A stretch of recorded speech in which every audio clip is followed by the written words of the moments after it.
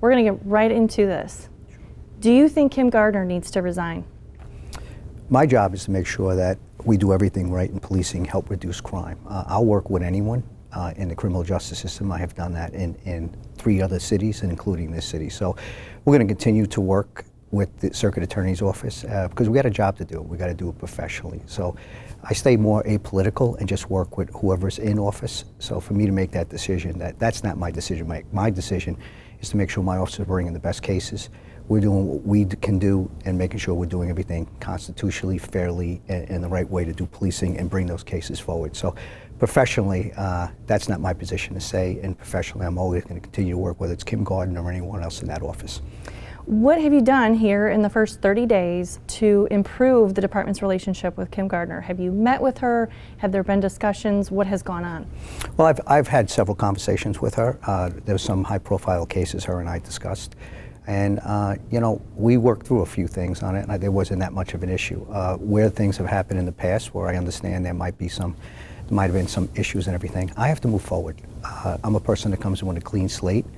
We talked about that and how we can move forward to make the best cases and to help bring crime down in the city of St. Louis. And that's what I'm going to continue to do. And so, yes, I have had conversations with her, and some of them are very positive. Have you made any progress on the exclusion list? The officers that her office has deemed not credible to bring cases? Right. So there's 2 things. You talk about a Brady list, and then we talk about something that's called an exclusionary list. I've been meeting with some of our top command staff who've actually reviewed that with their office, and I'm continuing to review to see exactly where we're seeing some things that might be different from the Brady list, and I'm sure that will be a future conversation I'm having, but it is certainly something that I am looking at. Are you in favor of state control of this police department? I only know local control, so every place that I've worked has been local control, and we've had success. So to ask me, is it better under state or local? You know, I don't think I'm an expert on that. I know I am an expert on local control, and we've had success with that. So when I'm asked about it, I believe in local control, and so the thing is, that's what people are asking me about. So when you look at state control, I hear positives and negatives, but I can only work in the system that I'm in, and I got to do the best job that I can, and that's what I plan on doing, the city of St. Louis, whether we are state or local. Do you believe St. Louis police officers deserve a raise? I would like to make sure that, and also would love to see officers paid more. Absolutely. There's always an ability to pay and what the city can and cannot pay. So you got to always look at the finances. Right now, we're in the middle of contract talks. And, you know, we got to see where that plays out between the union and also the city and the administration. But yes, I'm a second-generation police officer. I've come up through the ranks. Yes, do we do a tremendous job and the type of work that police officers do? Would I want them to be paid the best? Absolutely. What police chief wouldn't? Because that would help me with my department, would help with morale.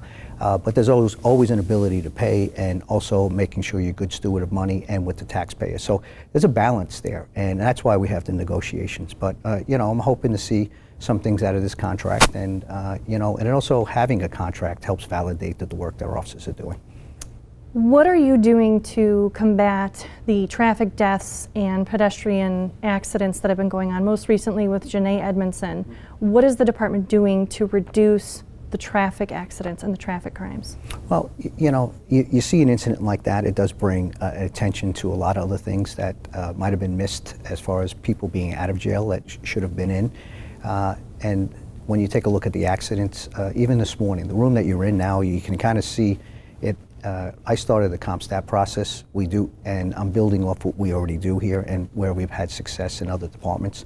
Talking about what we're doing as far as in traffic enforcement. Where are we doing it? How are we doing it? Where are the high spots, the measurements, and how we can stay ahead of them in the follow-up after we do give motor vehicle summonses, tracking that to make sure we're in the right places, and at the same time balancing that with other crimes that we're doing in the city. So it's always a balance, it's a priority. We prioritize everything.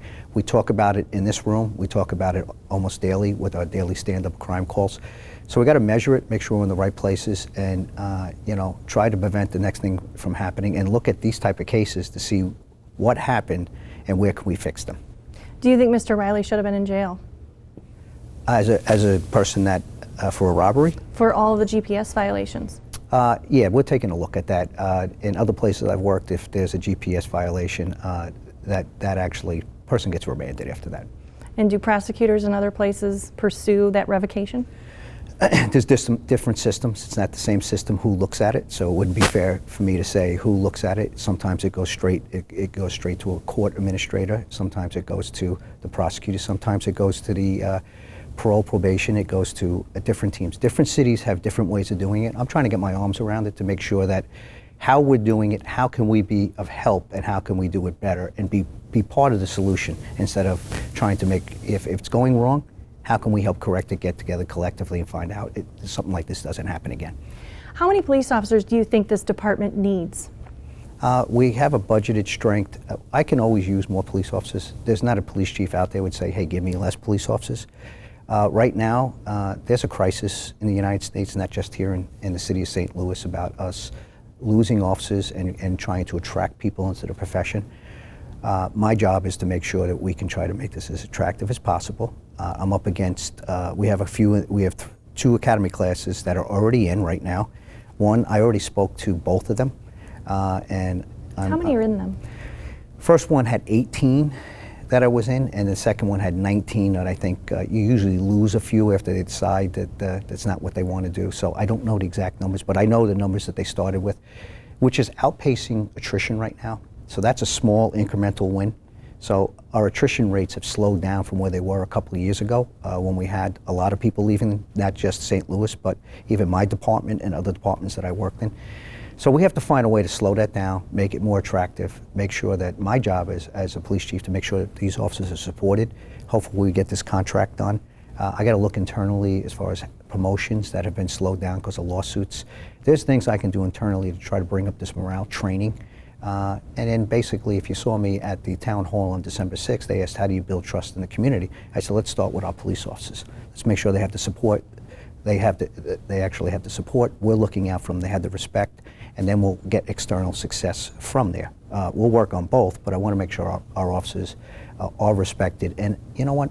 This community, I've been around for the last 30 days. It's been a whirlwind of visiting everywhere, including my officers. But all the communities support our officers. There's a lot of people out there that really support officers. There's a very small amount that don't. And you know what? We got to make sure we concentrate on the ones that really do care about us and even take care of the ones that don't. You have your budgeted strength, your authorized strength, if you will. Do you think that's enough? Let's get up to that first. You know, right now, we have to make sure that everybody's going to look to a new police chief. There's no surrender. There's no failing. You look to us to make sure that even though there's obstacles like every other police department or a corporation or everybody's hurting for people, how do I find a way as a CEO to make sure that we can get the job done with less police officers? That's my job. And I'm going to find ways to make sure we do it responsibly, and we try to get crime reduction with the amount of police officers we have. Bring more in. I don't want to settle at this number. I want to bring more in, get it up, and then we can expand on some of those things. So I have to find those ways. That's why I've been brought in, and it wasn't to be brought in to keep them at this. It's to bring more into this profession, and of course I want more police officers. Okay. I wanted to offer you the chance. There were a couple topics I think you wanted to discuss. What was your meeting with President Biden about?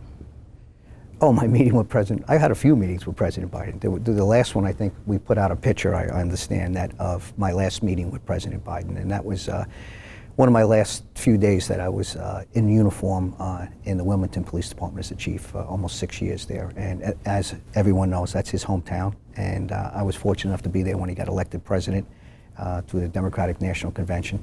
But his people, and he asked, hey, we want to get our hometown chief a picture with the president before he moves on to St. Louis. So he thanked us for the crime reductions and the way we turned around a city that was sort of like this. Everything, same issues that were going on that I heard 6 years ago, and we've had some pretty good success. Still a lot of work to do there, but he also thanked me for the work, and he sees good things for St. Louis, and he wished me luck. Some of the strategies you talked about bringing here were CompStat and ShotSpotter. We've had that here for years, so how are you planning to use them differently or make improvements? Well, you know, you can have the best Tupperware in the world, but how are you using it? You know, everybody, how are you leveraging the technology? You can have ShotSpotter, and how are we using it and operationalize it that we can get the best results out of that? And, you know, I've done that in other places. The last place had ShotSpotter as well, and I didn't believe we were leveraging it in the right way. I'm still evaluating how we're doing it through the CompStat process. And then also CompStat, you know, every police department in the United States, or a lot of police departments in the United States, say they do CompStat. But it's almost like pizza in Chicago, New York, here in St. Louis. We call it the same name, it's not made the same way. So what I'm trying to do is bring the CompStat methodology that I came up with through New York and had great success. We had great success in Chicago, obviously leaving Wilmington, that was called Murder Town, USA, when I walked in as the first outside chief in 200-year history.